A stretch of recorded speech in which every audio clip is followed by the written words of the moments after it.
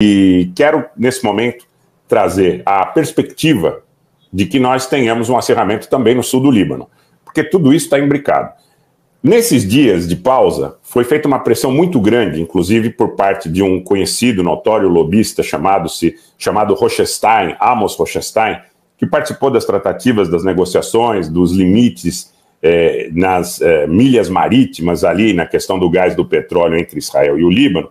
E Rothstein esteve ali na região, no Líbano, Israel, esteve nos Emirados Árabes do Golfo, e ele traz, de alguma forma, notícias de que existe uma tentativa, gente, dos grupos de pressão, principalmente ligados à indústria do petróleo, de empurrar o Hezbollah para o norte do rio Litani, ou Litani, né, no Líbano. Então, o objetivo dessa turma seria evocar uma resolução das Nações Unidas que foi ocasionada pelo final do conflito de 2006. Então, eles dizem que o Hezbollah tem que estar no norte desse rio, no Líbano, mais longe da fronteira de Israel. Tudo que eles visam, na realidade, é uma certa instabilidade para esse processo de extração, de exploração e de transporte do petróleo. Então, eu quero, na realidade, colocar para vocês, nesse momento, que existe uma pressão muito forte em relação ao Hezbollah. Na fala de ontem, o Benjamin Netanyahu disse que o Hezbollah estaria criando uma situação que levaria à destruição de Beirute. Eles têm feito essas ameaças de forma recorrente.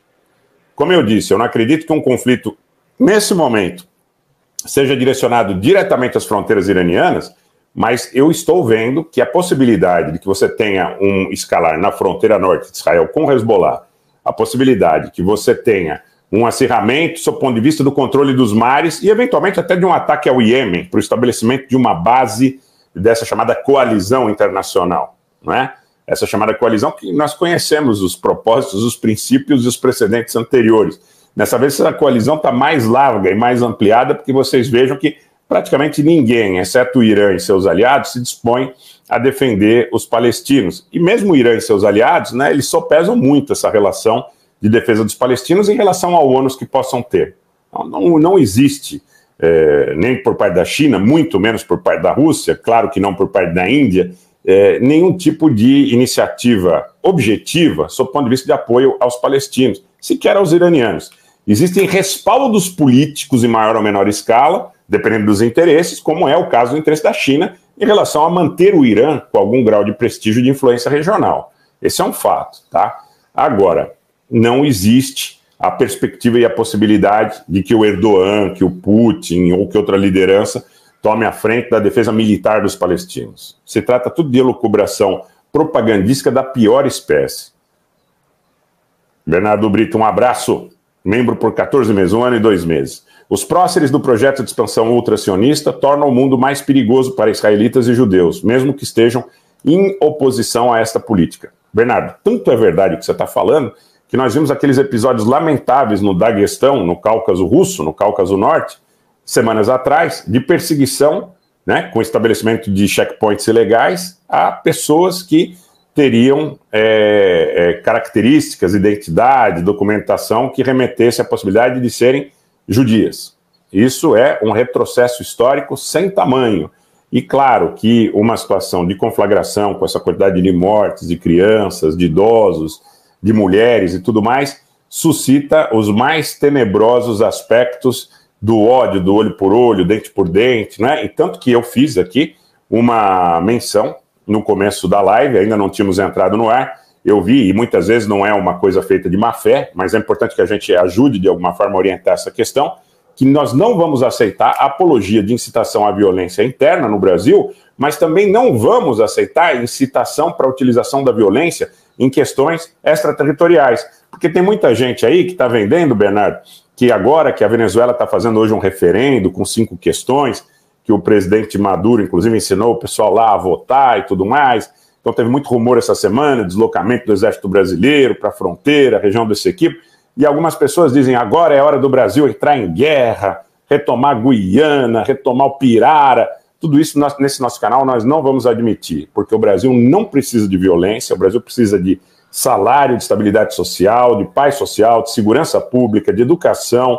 O Brasil precisa de ciência, tecnologia, e o Brasil não precisa que se incitem jovens, muitas vezes desorientados, muitas vezes ressentidos, muitas vezes despreocupados com questões comezinhas, até porque muitas vezes, feliz ou infelizmente, seus pais podem lhe assegurar condições de subsistência, para que eles sejam utilizados para ficar aí trabalhando na apologia da violência. Então, todas as questões de violência, sejam internas, sejam extraterritoriais, não encontrarão guarida nesse canal, no Twitter e no Telegram, para que a sociedade brasileira seja induzida ou incitada a práticas que não são do seu interesse. O interesse do Brasil é segurança pública, hospital de qualidade para o cidadão, que o seu filho e sua filha possam sair de casa e voltar em segurança, que o Brasil tenha investimentos em setores de produção com maior valor agregado, então um investimento em nanotecnologia, em ciência, em faculdade, em qualidade no agronegócio.